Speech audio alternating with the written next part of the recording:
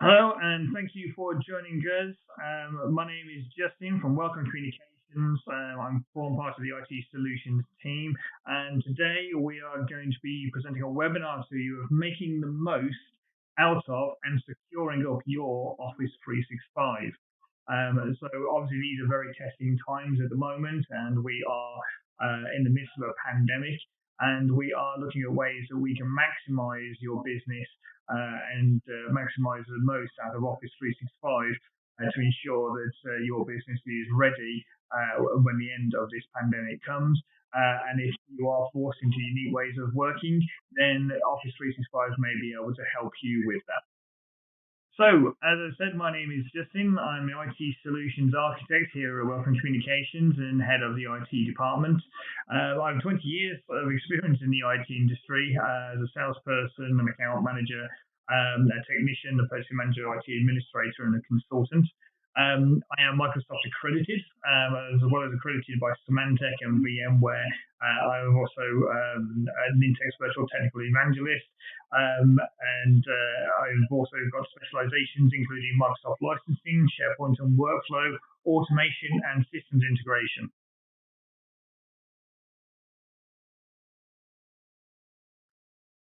Okay, so today we'll be covering the Office 365 portal where you can gain access to Word, Excel, and PowerPoint directly in the web, as well as looking at OneDrive for Business where you can store your documents.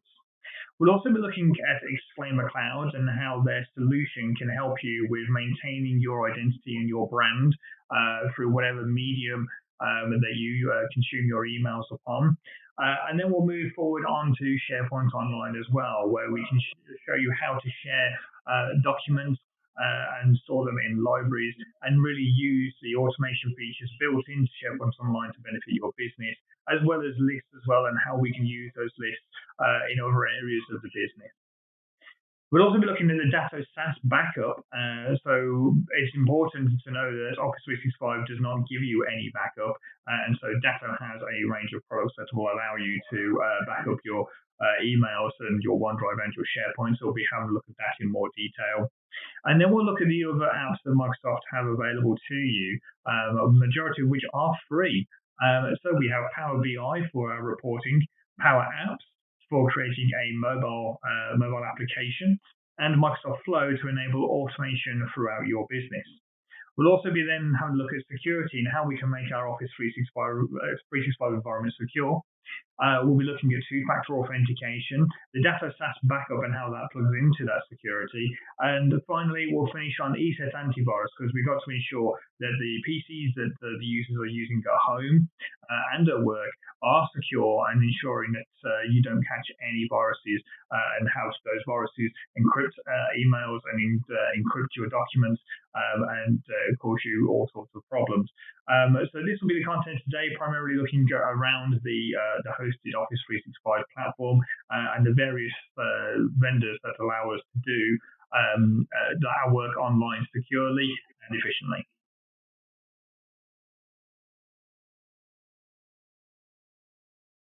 Okay, so the first area that we're going to touch on is the Office 365 portal. Now, as you can see here, we have the URL for your users to go to, and it's very important that your users use the correct Microsoft domain to go to, or Microsoft web address to go to. There are lots of fake websites out there that are built to look like the Office 365 portal. And that means that your users could be entering their usernames and passwords into someone's fake Office 365 portal, therefore completely annihilating your security in Office 365. So it's very important that you drill into your users not to search for the Office 365 login page, but to actually go directly to the portal. So we'll just go ahead and switch into my portal, and here we are. This is where you end up. So once you have actually logged into Office 365, you are greeted with this. This is the normal Office 365 splash landing page that you will get, and anything that you and your colleagues have access to will appear in this portal. So obviously you have Outlook, which is your email, you have OneDrive for Business, Word, Excel, PowerPoint, OneNote, SharePoint, etc., etc. So this is your gateway to the whole of the Office 365 ecosphere. And so this is where everyone can come to get their work done.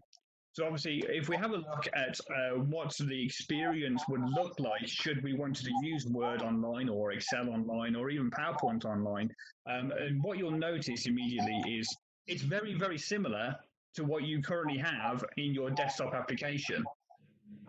Microsoft have realized this, and they know that this is a really good thing. And what they're saying is that we know we don't need to reinvent the wheel. And so because they don't need to reinvent the wheel, they do not need to go ahead and change anything. So they're keeping it nice and simple. And that acts as a great catalyst to enable your staff to migrate from their current on-premise Word and Excel files to using them up in the cloud without having a major training upgrade. The days of having to train a lot of people and having to spend time when you're upgrading certain softwares is gone now. So Microsoft know that, and so they try to keep it very similar. And I think that you'll agree Microsoft have done a pretty good job of that as well. So again, we can have a look at Microsoft Excel. So that's the on-premise version, and we'll go ahead and we'll have a look at Excel up in the cloud. And again, I think you'll agree that it's very, very similar. And that means that there is a very easy uptake for your staff members to come along. And this isn't just a reader. This is a fully functional Excel document. Okay, so we can do conditional formatting right here up in the web. I don't have to have Microsoft Office installed on a PC at all. So you can send your staff home with no PC that has Office installed on there, just a blank PC. They can even use their home PC, and they can go ahead and still have all these features of Office straight there, just coming along in their web browser. Okay, so it also means that you don't need to go ahead and purchase very expensive copies of Office when you can get away with a business premium license and use this kind of functionality right there. Okay, and likewise, even PowerPoint, extremely popular. We can still do animations. We have the animations tab there, so we can still carry on and do our animations up there in the cloud, and we can be working from pretty much anywhere and continue on doing that. And again, the experience is very similar to what we've got at the moment on the desktop. So that's perfect. There is, however, an elephant in the room, and that is Outlook. When you send your staff home to work from home, or perhaps you send them to another office to work from another office, and they don't have their usual standard PC, you may say to them, well, okay, we'll use Outlook Web Access. So you've got access through portal.office.com, and you have access to that. But the one thing that doesn't travel with them is their signatures. Okay, their signatures are going to be installed directly onto Outlook. They're probably applied probably from Outlook rules, and so therefore we do have a problem now. So when they go home, their Outlook will not have a signature on. Their mobile phone may not have the signature on. And that causes a real continuity error. And it's at this point where you end up copying and pasting your signatures from previous emails that you've sent out, and some of those get forgotten and the signatures get left behind. However, we do have a solution for that. So we have partnered with Exclaimer, who is one of our partners. And Exclaimer is a signature manager software, and Exclaimer have been doing this for years and years now. They do solutions of both on-premise Exchange servers and also Office 365, as well as Gmail as well.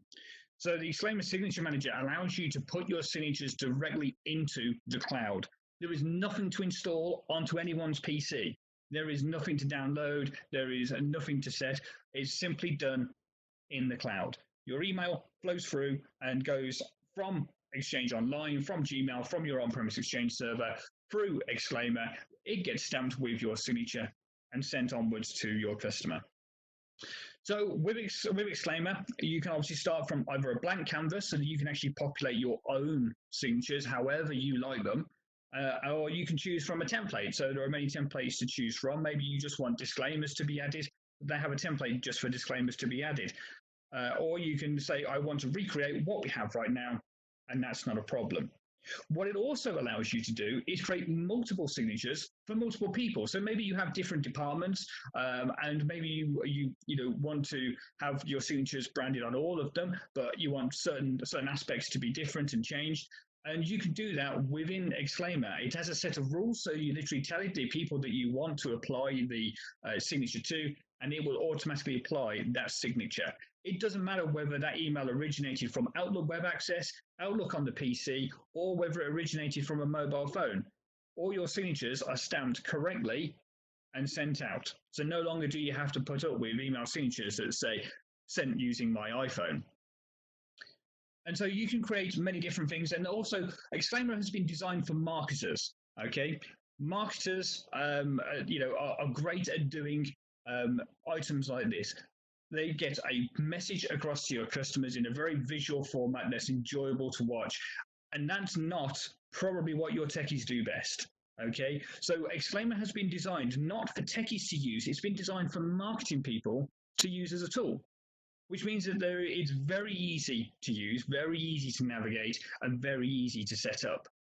And therefore, you do not need to take the time to train people and have your techies take out their precious time to go ahead and change a signature for somebody. You can give that job to your marketing staff.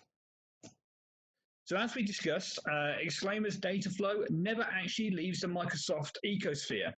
Exclaimer runs in Microsoft Azure, in Microsoft data centers. It comes from your Office 365 to Exclaimer. They use their systems to go ahead and stamp your emails, whatever email you have set, and then move it on to your customer or to your end user for you.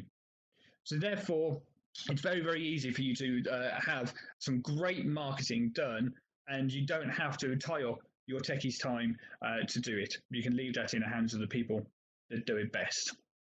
So that is Exclaimer. Absolutely fantastic piece of kit, and I would recommend anybody take a 14-day free trial or talk to us, and we can help you out with that. And we'll come to some pricing a bit later on towards the end of the presentation. Okay.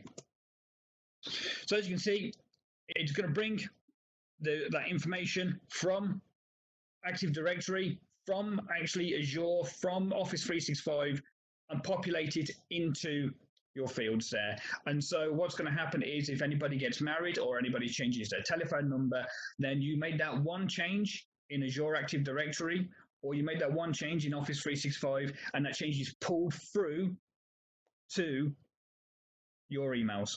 Okay, so you don't have to go around and update everyone's emails again. Just a little way of helping you out and making you get the best from what you have here.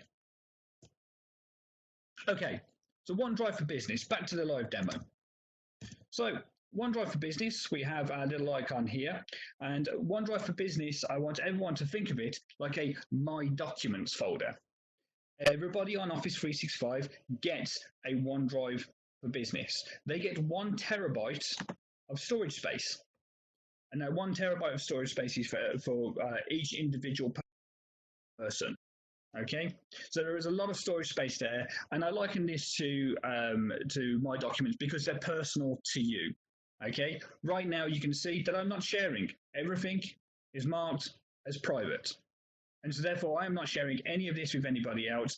It is just with me. Why is that important? It's important because when you are using Word and Excel and PowerPoint up in the cloud, you will actually be saving those documents, not to your PC, which is obviously a security risk.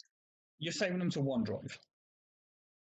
That will enable you to use OneDrive wherever you are. That will enable you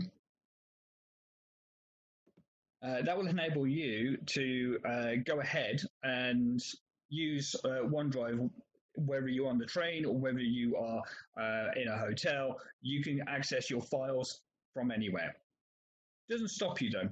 You are able to share directly from OneDrive, and you can do so quite easily. If I just scroll down here, you can see here I've got some Office 365 documents created by me, and they are shared. So now I can click on that and see what type of sharing I've got. So I have my Office 365 document folder. It is shared via a link. So anybody with this link here can gain access to my Office 365 documents. Now, typically, I've sent this out to our engineers when we're doing Office 365 migrations because they have personal information in there. But you can select direct access and actually choose the individual person that you want to invite to work with you or have access to those documents. And you can do so just by clicking share or clicking on the direct access button. Okay. And at any time, we can stop this from being shared. Okay. So it is perfectly secure for you. So having all this in the cloud is great, absolutely perfect, because we can gain access to it from wherever we are. However, it may not always be appropriate for us to gain access to it. Maybe we're on a train and we're heading down to London and we're heading through tunnels with no internet connection. So therefore, how are you gaining access to it? Well, that is a problem. So Microsoft have thought about this, and what Microsoft allow you to do now is actually synchronize your OneDrive for Business down to your PC. And by synchronizing it, it takes a full copy of the documents down to your PC and allows you to carry on working on them offline. So when you have no internet connectivity whatsoever. I have done so. And so therefore, on my local PC, on the right-hand side here, you can see a list of folders with green ticks, which shows you that everything is all in sync. Anything with a red cross, obviously there are problems, and OneDrive for Business will tell you about it. Now, if we were offline, we can carry on working online, or we can carry on working offline now. As soon as you gain access to internet, OneDrive for Business client that sits quite quiet in the bottom right-hand corner will actually synchronize all this. So any work that has been done while you've been away will synchronize down, and any work that you have done will synchronize up. And it does that automatically. You don't need to prompt it. You don't need to push it. It's constantly checking for an internet connection and constantly checking to see if there have been any updates at all.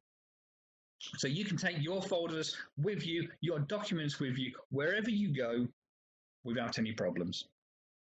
So that's your OneDrive for Business, okay? Got a sync so we can work on it locally without an internet connection. We've got it up in the cloud in case we need to access it anywhere we go. Fantastic. A lot of people have gone home now with using OneDrive for Business and sharing their documents. So how do we do that? How do we share our documents? Well, we can actually do it direct from the PC. I don't need to go ahead and go to a convoluted way of sharing this document or this folder. Nice and simple. We don't have to leave anywhere. We don't have to log into a third-party portal. We don't have to log into OneDrive to do it. We can do it direct from our PC and click share. Okay, and OneDrive for Business will say, okay, no problem, we can share this. Anyone with the link can edit it. Are you okay with that? We can change that. So I can change it so only people inside an organization with the link can use it. Or I can say people with existing access, or people who can normally access it, or specific people. And do I want to edit it? No, I'm not going to allow them to edit it. So now they only have view permissions. We can also set an expiration date. So that link that gets sent to somebody else to invite them to use documents off your OneDrive, you can set that link to expire. And then once that link's expired, they no longer have access regardless of editing or not. You can also set a password. So if it is quite sensitive information that you want to share, you can set a password so that anybody who tries to access it needs to give you this password ahead of time. And we've done that. We've not loaded up any other portal. We've done it straight from our PC, straight from our hard drive. Nice and simple. Okay, these are the kind of things that Microsoft are doing to just make life a lot easier. No logging into Dropbox, no logging into anywhere else. It's straight from the PC, straight to there. So as I said, OneDrive is likened to my documents folder. So what do you want to do now? Obviously, you've probably got a lot of data stored on your server, and you share that data with probably numerous employees and numerous departments. So what are we going to do with that? Obviously, it'd be really, really inefficient to store that in a OneDrive type scenario. So what we're going to do now is we're actually going to use Sharepoint. Welcome to Sharepoint. Now, this is bespoke. Sharepoint does come completely blank, and you have to fill it in, but it's not big and it's not scary. Okay, it just looks that way. So SharePoint Online is a fantastic tool now. Many moons ago, SharePoint Online's been going for years, since I can remember, 1999. It's been going for years, and the Americans really started to use it to collaborate with people. And this is what SharePoint is. It is a collaboration suite. So it allows them to bring in external parties that are not part of your organization and work on folders and libraries and documents with you. And so you don't have to send them an email and wait for that email to come back before you can do some more to send it to somebody else to have a review to come. It can all be kept in SharePoint and you can all work together. Now, the problem is with SharePoint historically is it needed a big team of people to keep the servers running, to keep the databases up to date, but that's no longer the case because Microsoft are taking care of all of this for you in Office 365. So now we just get to enjoy the fruits of their labor and the benefits that SharePoint can give to us. So SharePoint effectively exists on two different planes. We have document libraries that store documents, and we have SharePoint lists, which acts pretty much like Excel. So we'll take you into document libraries first of all. So document libraries are very much like OneDrive for Business. It allows you to store files, but it does go further. So you can see here we have a SharePoint guide. It was modified about an hour ago by me. We've got a comment here. That's unusual. Okay, so OneDrive for Business doesn't allow us to do this, but SharePoint does. We can put a comment in. So further alterations to the style has been made, and we're now on version 5. Okay, so we can go ahead and have a look exactly how this figures out. What does this look like? This is all very strange. What we've done here is we've changed the settings on this particular document library to say it's got to be checked out if you want to edit it. And we can see who it's checked out to, and we can see the version number. So this means that anybody coming into here immediately can see that something's being worked on, and as it's checked out, it's then read-only for everybody else. So it means that this collaboration has stopped. We've ceased the collaboration. We're saying we're making alterations to it. Do not make any alterations yourself, please. So we go ahead and have a look at SharePoint guide. Here we are, and it's loading up in our online view. And as you can see, that was pretty quick. So we go ahead and we want to open that in the desktop app, please. Where I'm more familiar, it's where I'm more at home, and I'm quite happy about it. And as you can see, we've now been reminded that the checkout is required. In order for me to do any modifications to this document, I must check this document out. So, okay, let's check that document out. All right, that document is now mine, okay? So I can go ahead and say, right, well, I don't really need that in there.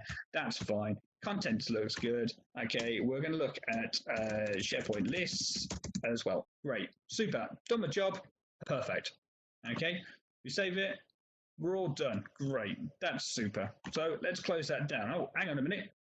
Others won't be able to see your changes until you check the document in.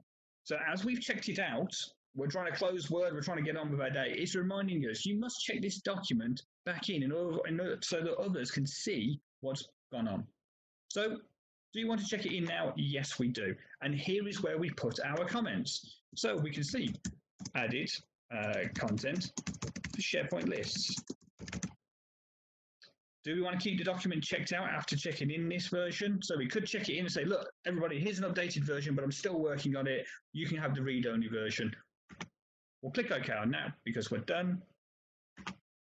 And we can go back to our internal documents again. And here we are, SharePoint guide, modified a few seconds ago, added content to SharePoint lists, and we're now at version 6. So what we've done automatically is automatically versioned it for us. We've put a comment in there, which means that I don't have to go and see, did they add that content for the SharePoint list? I can now come here and say, yep, that's been done. Our team did that. That's great. It's not checked out, so we can see it. We can go ahead, click on these 3 ellipses, and we can actually go and start having a look at the options, and we can have a look at the version history. So we can actually see the detailed history of where this document has been and what's happened. So as you can see, we started with an original document, and items have been added, alterations to the style, and added content to the SharePoint list. So again, we don't need to open that up now. We know exactly where that file has been and what has happened to that file. So if you were collaborating with an external party, they can put those comments in and say, yeah, I'm the landscape gardener and I've done the modifications required to the entranceway for this particular roadway or whatever it may be. So this is a document library. It looks terribly complicated and very fussy, and it may scare a few people, but that's okay because we can actually change the way that we view this. We can create our own views so we can see only person's information. So if you didn't want that detailed view of seeing everything, then we can just have this basic view. There's the files, SharePoint guide. Everything else is still listed underneath here, and we can still gain access to our version history and see where we're at. But right here, we've got our details. And again, we've got this sync ability as well, so we can synchronize it down to our local PC. And we have done that here. Welcome communications, and we can see our documents that are synced. We can see it's all green ticked, so that's looking lovely as well. So again, we can take this wherever we are, no problem. So that's document libraries. Great place for storing documents. Lovely, no problem at all. So what we want to do now is we want to take this a little bit further now and say, right, okay, well, my team works on projects and we're constantly working and we need to get documents that are pretty much similar. We need to make sure that everyone formats it correctly and we got the correct information. And so what you can do is you can take this further now into something called document sets. So in here, we've got a list of projects. Okay, we can see that we've got a project number, a title, a name, and the project lead. And this is information that we're able to put into this document. This is metadata effectively. So we can actually go in to this document now and have a look. And that metadata has been pulled through to the document automatically. I've not had to do it. We go back to projects. We can create a new one. Oh, look, there's a project document. That's perfect. That's exactly what I want. So we can create a new project document. I'm going to go ahead and open this in the desktop app because it's just my preferred way of working. So we're going to go ahead and do that. Open it in Word, please. Thank you. Now, this is a brand new document. Okay. Network switch upgrade. Awesome. We're saving that. And we can go ahead and we can change any of this information. So we can say it's ABC1234. That's no problem. We can change the project number if we wanted to. So it's going to be project number 25 now. Project lead is me. That's absolutely fine. And this is going to be the customer's questionnaire. No problem. Okay, we go ahead and we save that and close that off. And we can go back to our projects. And that will be changed. Okay, that will upload very, very shortly, and all that information will come into there, no problem at all. Another way of doing it is actually go through into the projects, and now we've got these folders. Now, underneath these folders, we've now got documents as well. And so what we want to do is we want to have a similar project feel for every project. Every project is going to have a deployment project plan, okay, and another project specification document, and also the financials for it as well. So we can go into here, and we've got an Excel document with our costings of the deployment, okay, and that can be quite time consuming, and you want everyone to be working off the same hymn sheet. So we can go ahead and we can create a new project. And so when we create a new project, immediately we're being asked for a name, a description, a project reference, and who the customer is. So, okay, this may be an Office 365 migration. Okay, so we're doing a Exchange 2013 to Office 365 migration. Okay, the project reference is PRO J001895. And the customer is going to be Hilton. There we go. Okay, so as simple as that. We're going to save that. And what's going to happen now is SharePoint's actually going to generate all that information for us. And right here, customer is Hilton, the project reference 1895, and that's all been added to these documents. So wherever these documents travel now, this information will travel with it. Same, financial information, that's all there ready for you. So if you do have a project or you've got a repeat amount of documents that you need to create for everything that you're doing, you can do that automatically. It means that you don't have to do it. You don't have to find an old one, delete all the details out of it and rename it, etc., etc. We don't need to do that. We can let Office take the heavy lifting for us and get that done. Okay. You can also search this library. So if there's a particular project you want to search, PROJ001895, for instance, we can go ahead and search for that and see what comes up. Perhaps you want to look at all the projects. Oh, come on. Thank you. So as you can see, Daniel server install, installation of new server, and financial documents. We can go ahead into that. And again, we see exactly what we need to see. So we'll search the document library and get hold of that information and allow you to see exactly what's going on. So that is SharePoint. What it also allows us to do is we can create subsites. And subsites allow us to have different websites and allows us to actually go ahead and create a separate entity away from our main area. So we may have an area for internal use only. We don't want anybody in there, and we can set permissions so that that doesn't happen. So that is perfectly just stand alone.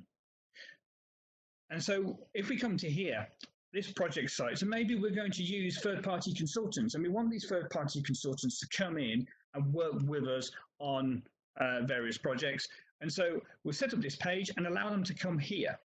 When they do come here, they will see only the projects that those consultants have been invited into.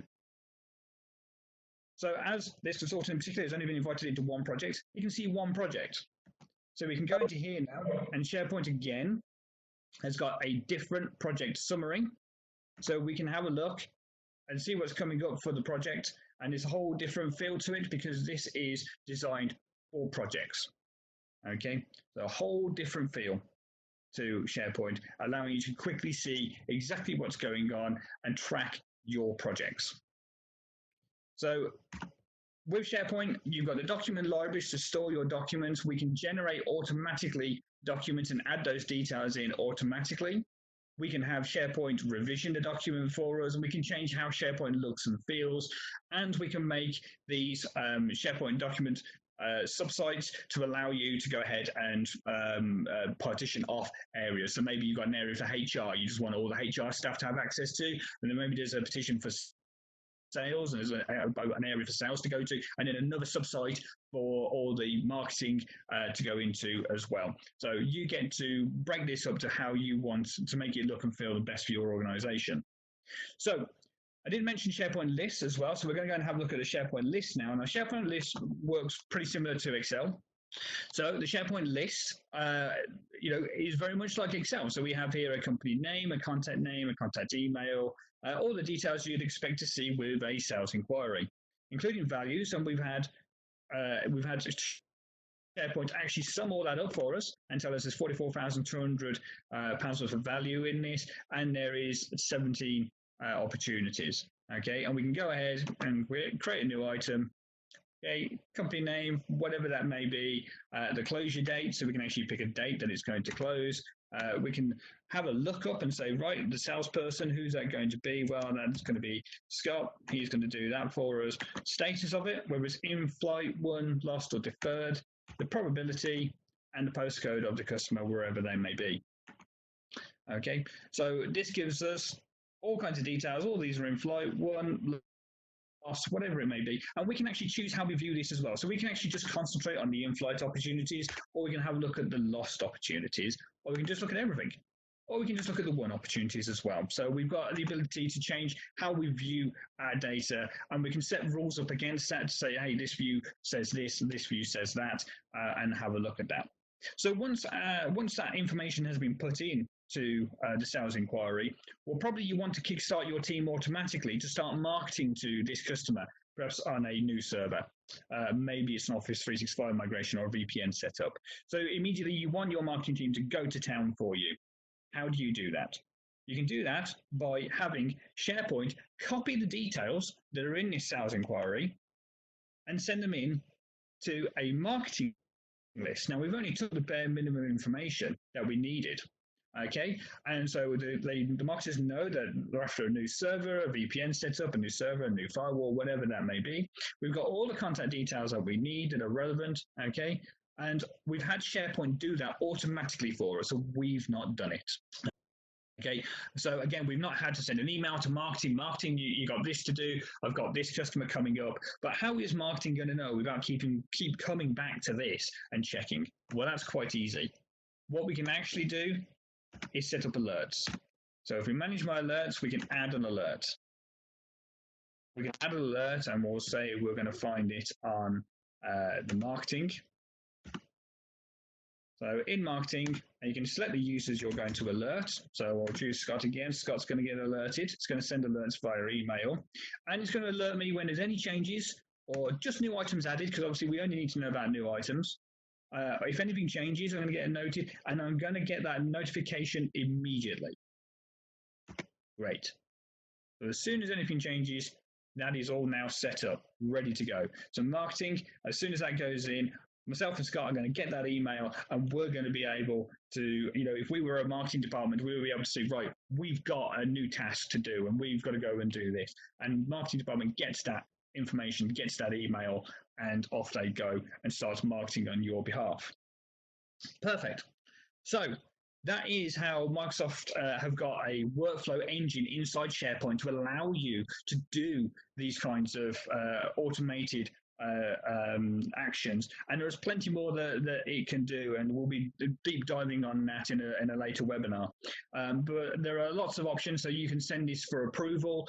You can so if this is a holiday request, for instance, you can have it send it to their line manager first of all. The line manager can approve it, then it can potentially go to HR manager, and they have to approve it before it actually appears in our calendar. Okay, so that approval process is done, and then it appears in our calendar as we need it. Okay, so there's a lot of stuff that the workflow can do. There's automated. There are lots of information that we can put in there. So pretty much your imagination is the limit with regards to this. So now we've got a perfect way of working. So we've got our emails, we've got our signatures on our emails, we've got our documents being worked on in Word, Excel, and PowerPoint online on PCs that don't have any copy of Office on there. We've got them saving it into their OneDrive or saving it into their SharePoint. We've got the documents being synchronized down to the PC or the laptop so that they can work on them remotely when they don't have an internet connection, and have them synced back up again. Perfect. What more could you need?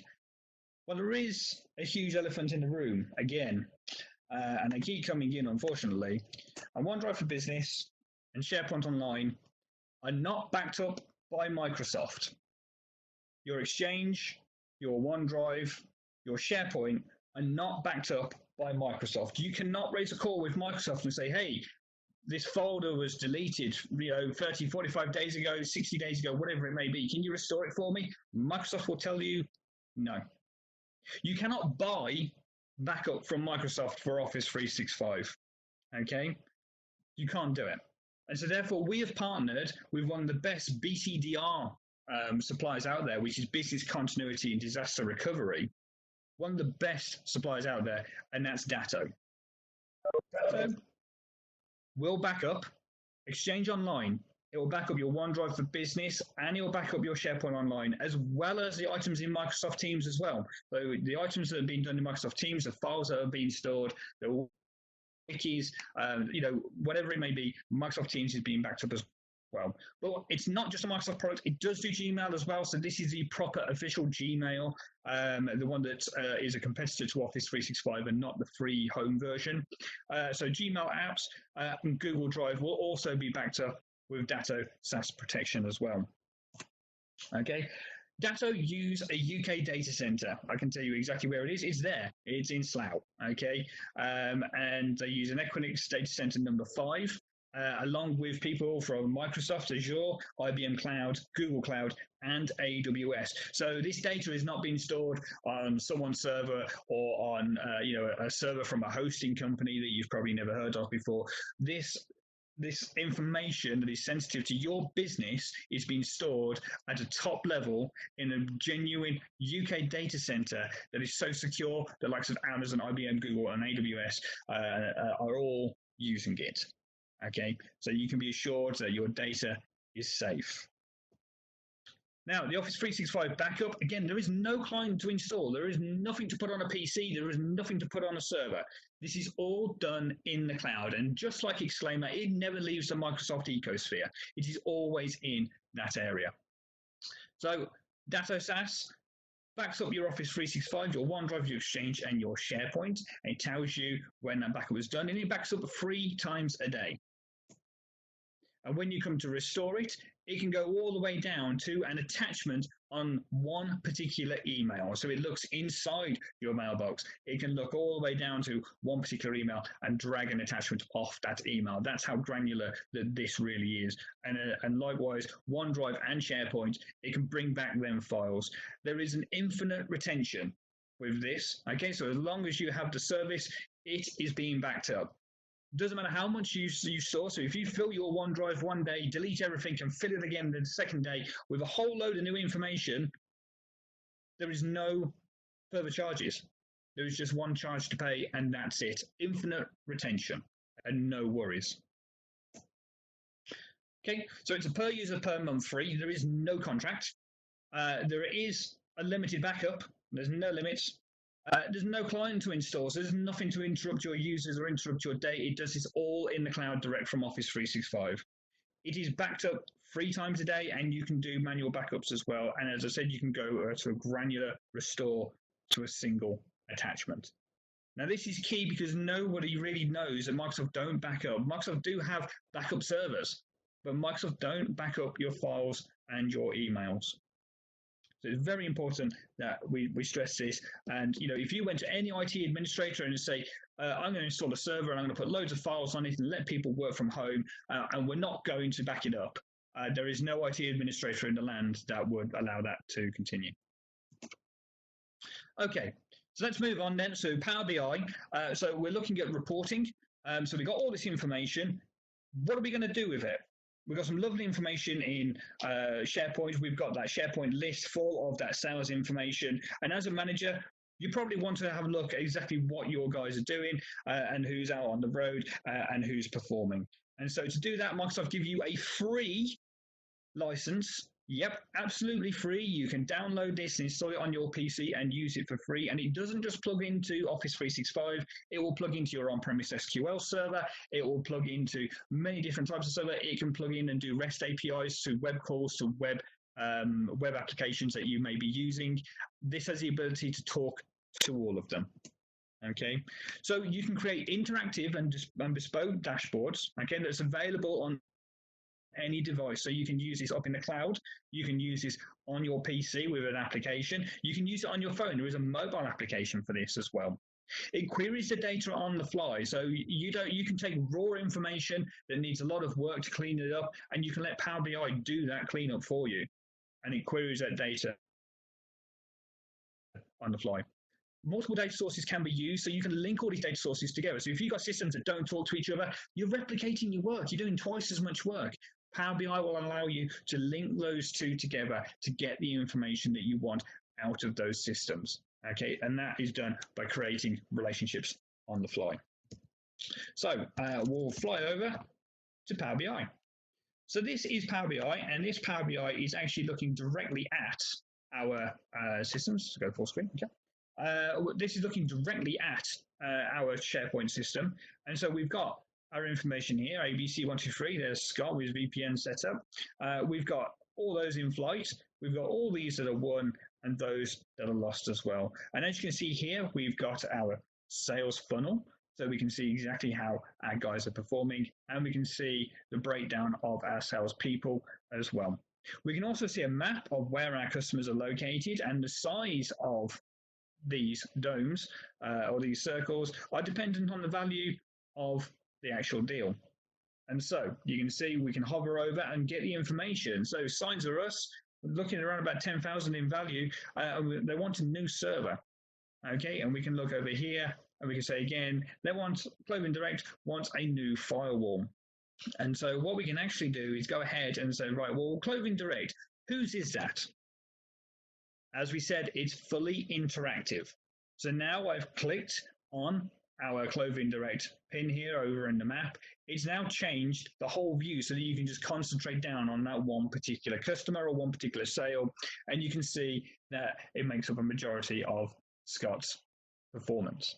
You can see where it is in the sales cycle, and you can see exactly what it is, and that's all the information that's come from SharePoint, and there's been no programming done to this. This is what it does naturally straight out the box.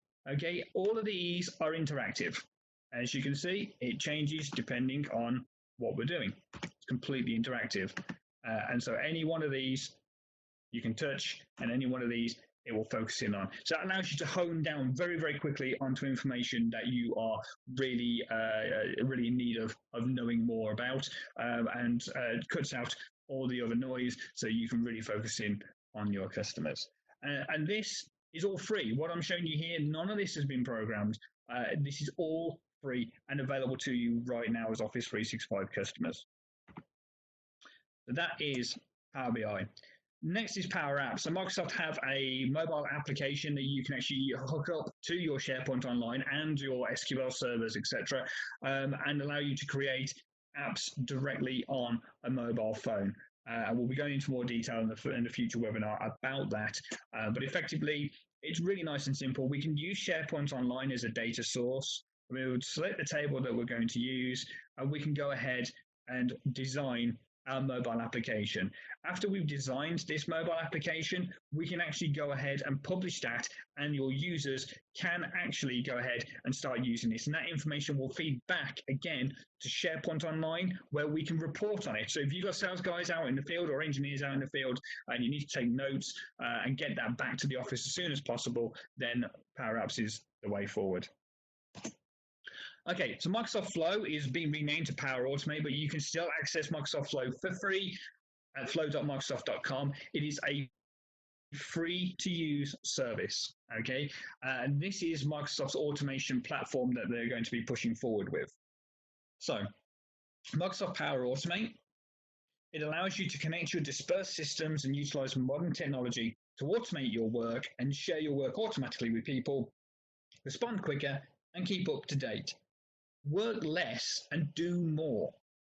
Okay, so Microsoft wants to enable you to be efficient in your job and be efficient at turning around and talking to your customers, etc. So we want you to be able to do that and do it relatively quickly. So therefore, we can plug into stuff like Facebook and Twitter and only have to put in one tweet and have that automatically shared to Facebook, or put one Facebook post in that automatically shares to Twitter. So it doesn't have to be a Microsoft platform. You can use this independent of Microsoft. Microsoft are just giving you the ability to connect these systems together. And as you can see, this is only a snapshot of some of the systems that Microsoft will talk to. So as we mentioned, we can talk to Twitter. We can talk to SharePoint and OneDrive for Business, and even our Outlook. There is even a way of sending an email to your boss to say, I'm going to be late today, just by clicking a button and using notifications. Okay, we also have the ability for it to talk to Power BI as well. And the marketers out there will be very interested to know that you can actually connect this to MailChimp as well. So you can send that marketing list that we created in SharePoint to MailChimp and have MailChimp actually use this as a source list to email all your customers. Okay, so great bit of value there, and you can move that through. Some of these connectors, like MailChimp and Adobe DocuSign down here, are paid for, but they're only paid for in as much as you're paying for the Adobe DocuSign service and the MailChimp service. The actual use of this platform is completely free.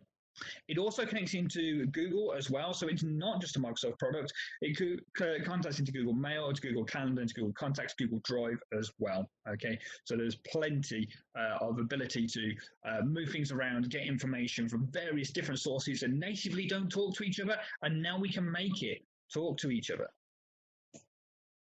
And so you do that using flows. So that's why it's called Microsoft Flow. And so basically, there are pre-populated templates. So you don't have to be a wizard to do this, okay? If you've got OneDrive photos that you want to move to Google Drive, you can do that. You want to share my tweets onto Facebook, you can do that as well, okay? When an item in SharePoint list is modified, send an email. You can use that as well. And the only thing you'll need is your Office 365 credentials to allow you to log in to SharePoint and send you that email. Okay, so Microsoft are doing a really great job helping you automate your systems. And there's loads of options here, and I could spend probably all day going through the options available to you. You can build your own as well. You don't have to start with a template. You can go ahead and build your own. But if you are interested, then give us a shout, and we'll be able to talk to you and help you out and go through all the options are available to you and how we go about creating those for you. So automation, it breeds efficiency. It allows you to free up your time, which allows you to go and do something else and earn more money. Okay, there is, unfortunately, at the moment, there is redundancies going on. So perhaps, they're in that unfortunate position that that's going to happen. And maybe, you've still got that amount of work on, but you just can't afford to keep that person in. And so this may be a way of helping through that very painful area and coming out a lot leaner, a lot slimmer, and allowing you to be more proactive with your customers. So we've got it all sorted. So we have our emails, working in the Office 365 portal using Word, Excel, and PowerPoint online. We've got our documents synchronized down to our laptop on OneDrive and Sharepoint so we can work offline. We're creating projects automatically with all our documents that we needed automatically there for us to use. No problem at all. We've got people coming in from external sources to work with us and collaborate with us. No problem at all. We've got our SharePoint list, which is feeding our sales guys, which is allowing our marketing department to do what they do best. And we're allowing our managers to go ahead and report on all of that. And we're using Microsoft Flow to automate as much as we can, so we're nice and efficient. And we're using Datto SAAS to back everything up. Brilliant. But there still is security. Okay, so I put a link up there, mysignings.microsoft.com. Very interesting website. If you go to it, it is a beta, so just please bear that in mind. But Microsoft will actually show you where you are signing in from. Okay, so if your security is compromised or you think that your security is compromised, you can go through mysignings.microsoft.com and view exactly where those signings have come from. So what do Microsoft recommend? Microsoft recommend two-factor authentication. Okay, in 2019, Microsoft came out and says that a password is insufficient for securing your data. Why? Because they're typically weak. They can be socially engineered. It's a child's name. It's a favorite football club, with a 1, 2, 3 at the end of it. Keyloggers can record your username and password, and it can be phished from an email as well. So plenty of emails go around going, oh, you need to log into 365 because you used all your storage. So what do Microsoft recommend? Well, you can recommend biometrics, but it's expensive to purchase and time-consuming to deploy and can be fooled as well. So Samsung did this with their facial recognition technology, and when it first came out, it was fooled by a simple photograph. Two-factor authentication then. It's easy to deploy, it's not expensive because there's no hardware required, and it's accessible anywhere. So how do we use two-factor authentication, or 2FA, or two-factor authentication? You can either use the Microsoft Free Authenticator app, which then sends a message to the app and says, hey, Justin's trying to sign in. Do you want to approve that sign-in? So if I'm sitting here late at night and my phone goes off saying that I'm trying to sign in, I can say, well, no, actually, I'm not, and I can deny it. So even if they manage to scrape my username and my password, they can't actually still get into Office 365. So the other way of doing this is actually get a text message to your mobile phone. And Microsoft will actually text you a code when you punch that code back into the website, and off you go. A lot of banks are doing this now. It's pretty much commonplace and pretty much standard. And so as an organization using web services, it's recommended that you do go down the 2FA route. Okay, so what else is going to help you? Data loss prevention. Microsoft enterprise platforms have Microsoft DLP baked into them. Okay, it allows you to go ahead and stop sensitive information from being leaked online. From the security center, you can allow or block sharing externally. You can create a whitelist of people that you're allowed to share with or domains that you're allowed to share with, and you can remove users' licenses entirely to stop them from being able to access OneDrive and SharePoint. Or you can go ahead and use the DLP features listed for the enterprise versions. And those DLP features allow you to choose particular templates or create a custom template. So a particular template, maybe it's something Data Protection Act or personally identifiable information to keep you compliant with GDPR. So maybe you want to use a template for the UK, and basically that will be looking up for date of births, personal emails, personal mobile phone numbers, etc., and will stop that email, that content from being shared externally, and will allow you to make sure that none of that content is leaked. So you can do a custom policy as well. So if you've got a nomenclature for what you're doing for your projects, etc., then perhaps you want to say, I don't want this project to be leaked outside. You can put that in there and say, look, nothing with this project name or metadata is going to be leaked outside, so stop it from leaving the building, please. You can also heighten that up to say, have an administrator look at it and decide whether that's a genuine email that needs to go, or whether that's actually just something that shouldn't be going anywhere. So what does that look like when we create it? When we create that policy, we get these policy tips coming up in Outlook, in Excel, and in Word, telling us that this file might conflict with your policy inside your organization. It also tells you that there are problems with the policy tip in the info section. And in Outlook as well, it says this message may contain sensitive information that you must not send out, and it's come up against a credit card. Okay, so another way to prevent data loss prevention. Here we have our typical scenario. We've got our Sharepoint, we've got our OneDrive, and we've got our guys out there around different time zones, all working busily from home, no problem at all. Your data hasn't left anywhere. Your data is still in Sharepoint and OneDrive. These could be external consultants. Your data is still in OneDrive. It's not on their PCs. It's still in Sharepoint. It's still in OneDrive. And what you can do is that gives you a unique ability. Instead of trying to recall email messages or whatever it may be, you can actually go ahead and deny them people, or change their ability and say, I only want you to have read-only access to these files on SharePoint and OneDrive. And you can go ahead and do that at any point. Again, a further way to stop information leaking outside your business. So I'm sure pretty much at some point all of us have sent an email that has had cost prices on, or had an email that shouldn't have been sent out and you've had to recall it. If that was the case and you were sharing it in SharePoint, you can just stop the share and reissue it, and it wouldn't be a problem. So that brings us on to ESET.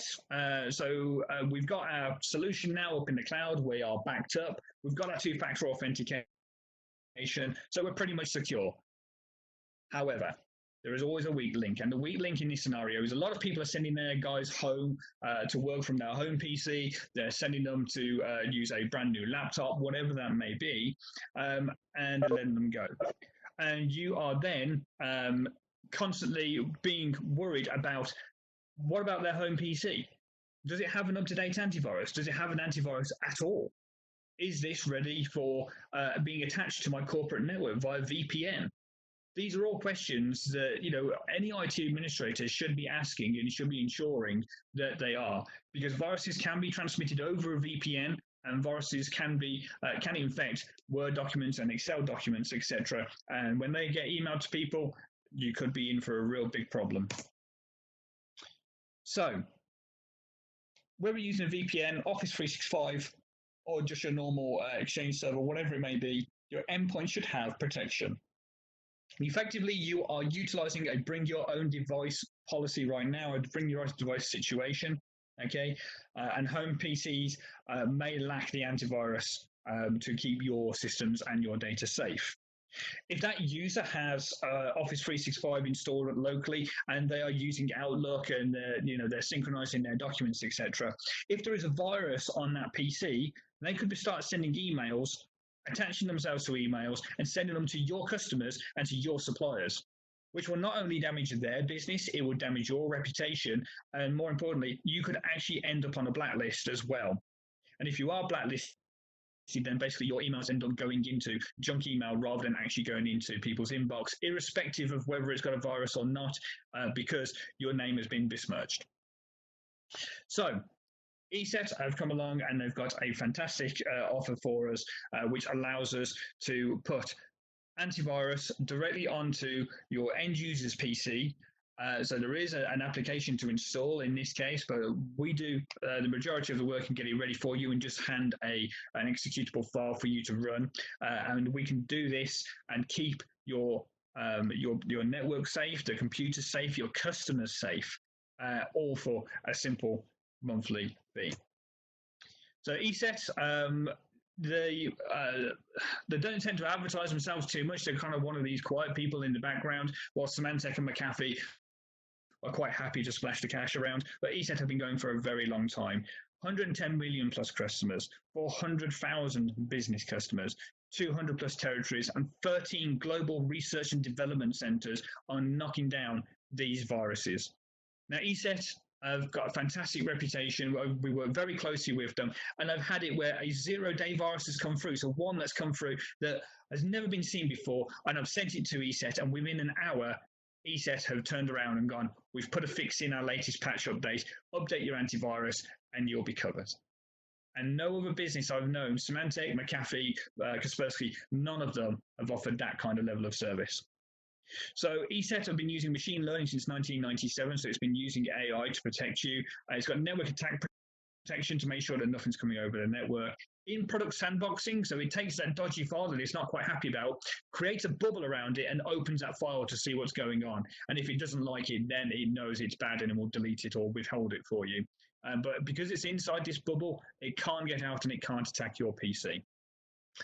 Okay, so it looks at ransomware as well, resembling viruses, so anything that looks a bit dodgy. And it's got an advanced memory scanner as well, so it's keeping an eye on what's going on in your RAM, not just your hard drive. And an exploit blocker as well, so anybody who is trying to use Flash or Java or emails to get in there and attack your systems are going to be covered by ESET as well. And as you can see, they're trusted by some of the really big companies, Canon, Mitsubishi, T-Mobile, Allianz, and also Honda and Greenpeace as well. Are on their customer list. So, in all, we have talked about Office 365 extensively. You know, a lot of customers are already on Office 365 and utilizing it to its maximum capacity, which is great. If not, hopefully that's give you a little bit of an eye-opener as to what's available to you. And there's plenty more that it does that I haven't showed today. My usual Sharepoint webinar just on Sharepoint lasts about 4 hours or so, and I know we're running quite over on time.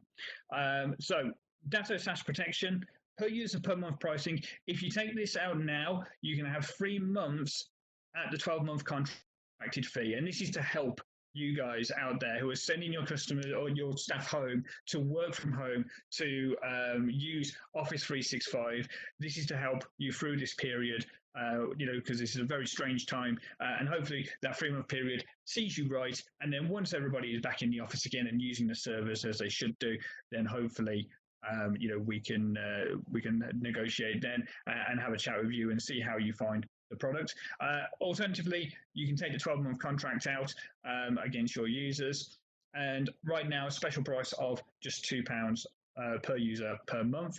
Exclaimer, same again for 3 months. We're taking it down to £1.50 per user per month, and ESET is down to £1.95 per user per month. So as you can see, we're taking the 12-month contract price, and for 3 months, giving you that peace of mind to retain your data. We're going to look after your signatures to make sure you retain your company image, and we're going to make sure that you are safe in doing so with ESET antivirus. Okay, and you can talk to our guys in the IT solutions team about your requirements. I'm on hand to talk to you about SharePoint if you've got any more questions about that, or you've got any thoughts of how you would like to improve your business. We are happy to talk to you with regards to that as well and see how we are going to help. So I really hope that you found this webinar interesting. I hope that it's opened your eyes a little bit as to exactly what you have access to.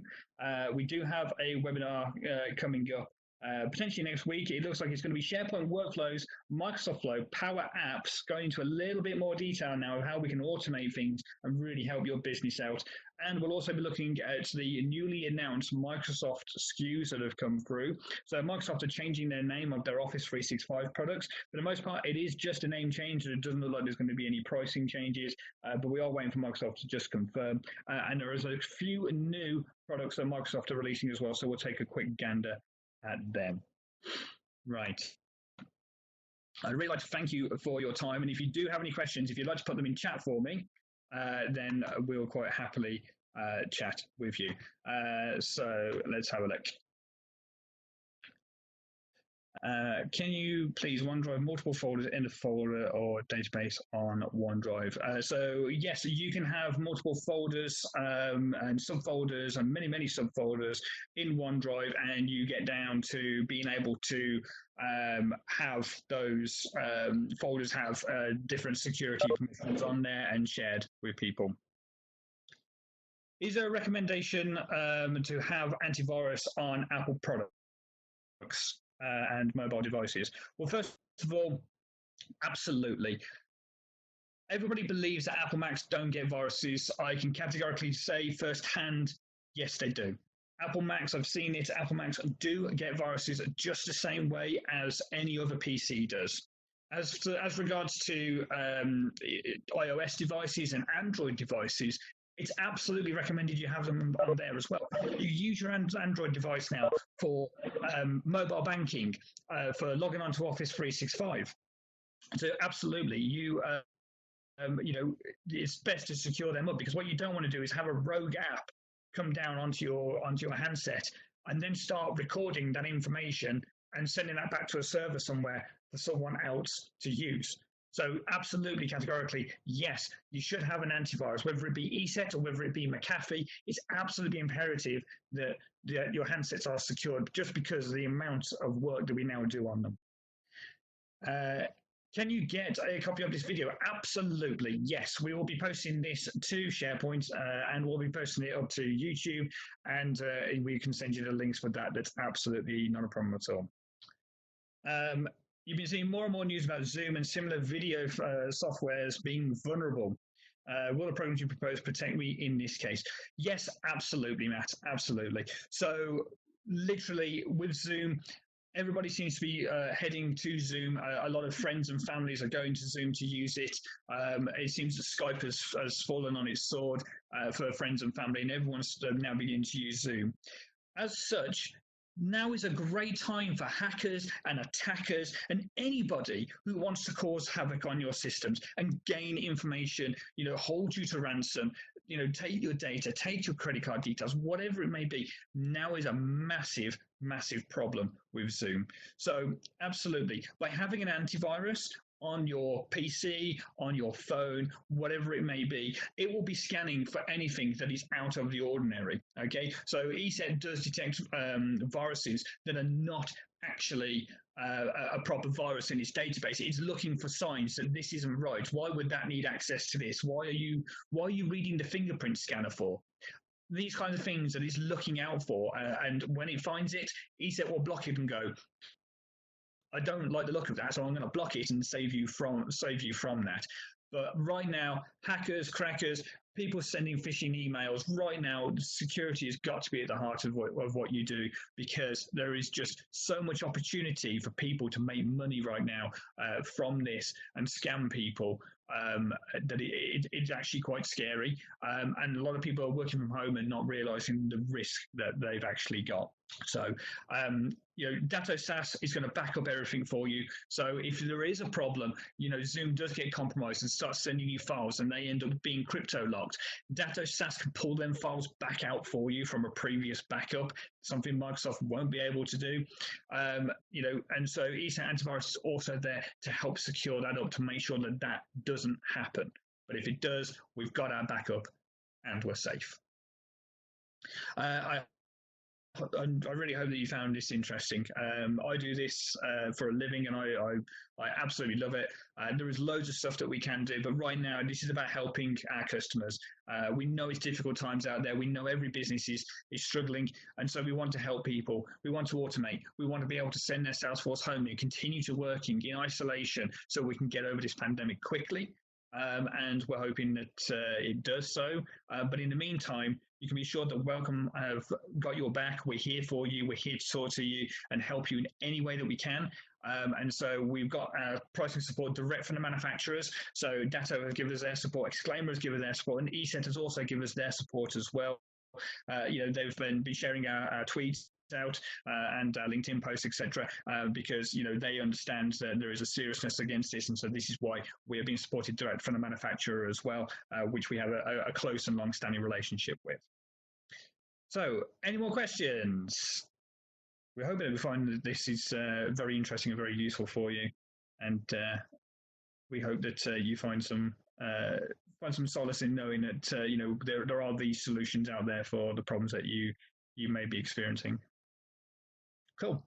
Well, it does not list any more problems. Obviously, you've got our contact details there, 0800 064 6464. You can get us on the phone. That's the one phone number you need to call for everything. You've got emails there for IT solutions, so you can talk to us directly at itsolutions@welcome.uk.